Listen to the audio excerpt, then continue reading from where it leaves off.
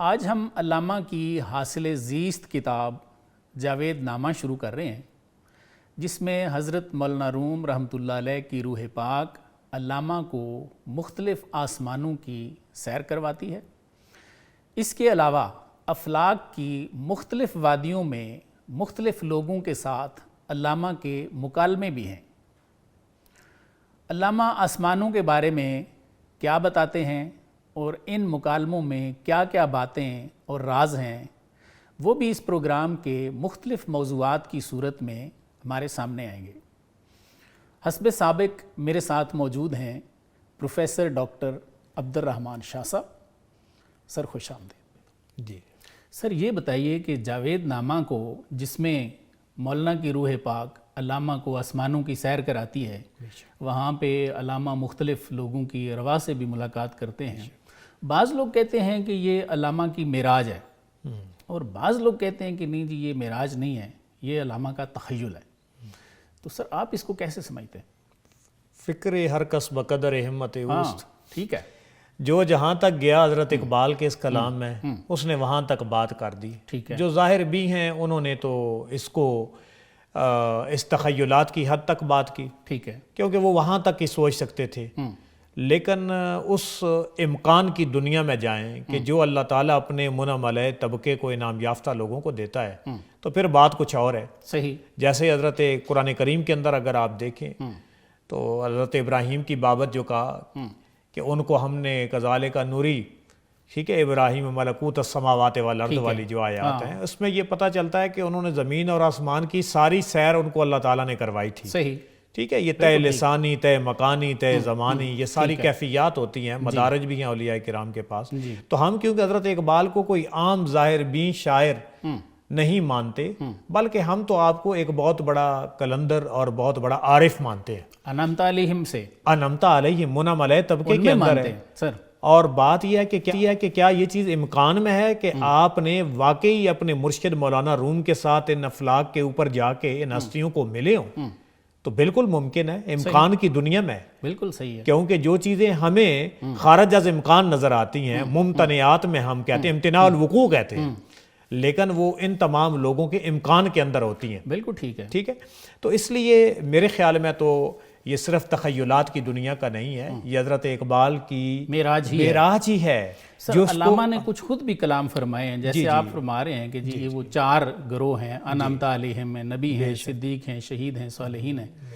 تو علامہ تو خود کو کلندر فرماتے ہیں، بے شک بیاب مجلس اقبال و یک دو ساغر کش، گرچہ سر نہ تراشد کلندری داد۔ میں سر نہیں مڈاتا یہ عام جو رواجی لوگ ہیں ان کی طرح، لیکن میں کلندر ہوں۔ اور دوسرا دیگر دنائے راز آیت کے نایت۔ اچھا، پھر میں ایک اور بات کرتا ہوں، جاوید نامہ کے بارے میں حضرت خود فرما گئے ہیں کہ آنچ گفتم از جہان دیگر است، جو کچھ میں نے کہا ہے نا اس میں، یہ اور جہان کی بات ہے۔ ای کتاب از آسمان دیگر است، یہ کتاب کسی دوسرے آسمان سے اس کا تعلق ہے۔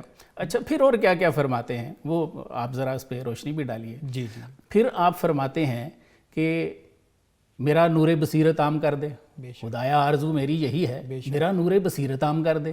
تو وہ تو فرماتے ہیں میں صاحب بصیرت ہوں۔ پھر مجھے اس کو پڑھ کے یہ فیل ہوا کہ علامہ کا جو لوگ کہتے ہیں کہ یہ تخیل ہے، تو تخیل تو شاعر کا ہوتا ہے، وہ سمپل شاعر مانتے ہیں نا۔ تو علامہ اس پہ بھی کلام فرما گئے ہیں، وہ تو سارے راستے بند کر گئے ہیں لوگوں کے۔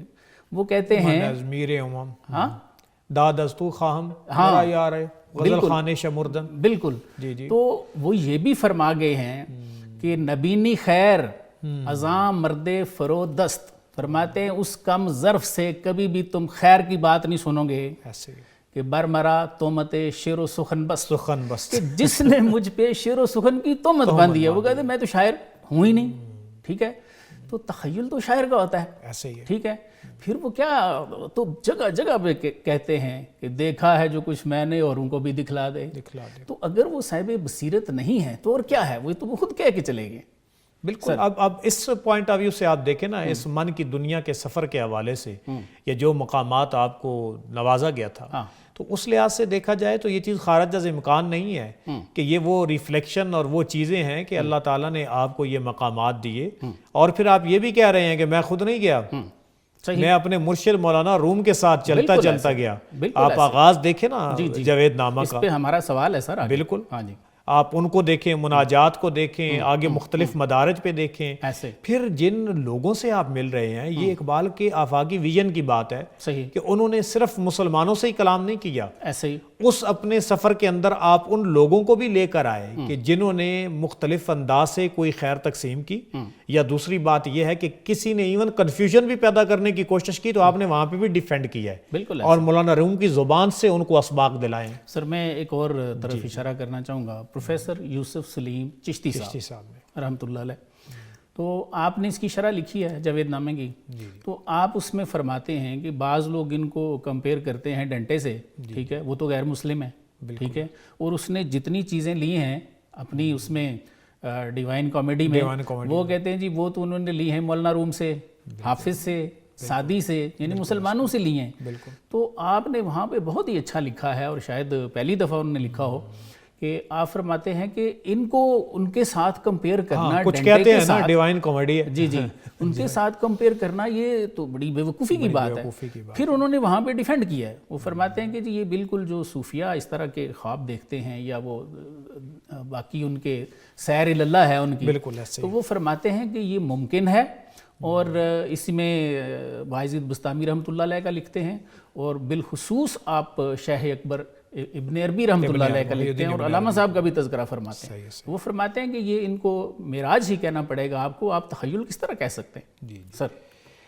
دیکھیں, پہلی بات وہی ہے کہ ایسی چیزیں منعم علیہ لوگوں سے سرزد ہونا یہ امکان کی دنیا کے اندر شامل ہے. اور دوسری بات یہ ہے کہ حضرت اقبال نے اس کو تقریباً مثنوی کہا ہے اپنے جاوید نامہ. تو آج ہمارے سمجھنے سے یہ چیز زیادہ متعلق ہے کہ اس کے اندر جو ٹاپکس اور جو چیزیں لی گئی ہیں, اور اس کے اندر جو ایون کریکٹر بھی بنائے گئے ہیں, ان تمام کریکٹرز کو بھی آپ دیکھتے ہیں, اور بالآخر آپ دیکھیں تو اللہ تعالیٰ کی بارگاہ میں جا کے حاضری کی بھی بات ہے, اور جاوید کو جو بات کی گئی ہے پوری قوم کو اس چیز کا خطاب کیا گیا ہے. تو اس میں صرف اس حد تک ہی نہیں ہے کہ ہم یہ کہیں کہ تخیلات کے اندر بات کر کے اس کو ہوا کے اندر چھوڑ دیا گیا, بلکہ جیسے رسول کریم صلی اللہ علیہ وآلہ وسلم نے معجزہ معراج النبی کے اندر, جس کو ایک معجزہ نہیں کہتے, جامع المعجزات کہتے ہیں, بہت سارے اسباق ہمارے لیے چھوڑے ہیں, اور بہت ساری چیزیں جو آگے ملت کے لیے آخر تک وہ بڑی سنگ میل کی حیثیت رکھتی ہیں. اسی طرح حضرت اقبال کو اگر ہم دیکھتے ہیں تو آپ کو فیوز بارگاہ نبوت عطا ہوئے تھے, اور یہ جتنے بھی معاملات ہیں اس کے اندر وہ خود دعویٰ تو نہیں کر رہے کہ یہ سارے معاملات میں نے کیے ہیں. بالکل صحیح. مولانا روم کو سامنے رکھ کے, اور پھر آگے جو الواح کا ذکر ہے, الواح کے اندر تمام مذاہب کو لینے کے بعد جو الواح رسول کریم صلی اللہ علیہ وآلہ وسلم کے ساتھ آپ نے منسوب کی ہیں, اور وہاں پہ جو سبق اور جو پیغام دیا ہے کہ ابو جہل کی روح رسول کریم کو گلہ کرتے ہوئے نظر آتی ہے, کہتی ہے کہ آپ نے تو یہ ایسا دین پیش کیا ہے کہ ہمارا خاندانی جاہ و جلال اور وہ جو خاندانی نخوت تھی وہ ختم کر کے رکھ دی, ان کو مساوات کا سبق دے دیا. ان چیزوں کو ہم اپنے اپنے ٹائم پہ ذکر کریں گے, ٹائم بھی کم ہے, تو ہم دوسرے سوال کی طرف آتے ہیں. پہلا سوال یہی تھا کہ کیا یہ تخیل ہے یا ان کی معراج ہے؟ بالکل جی, معراج.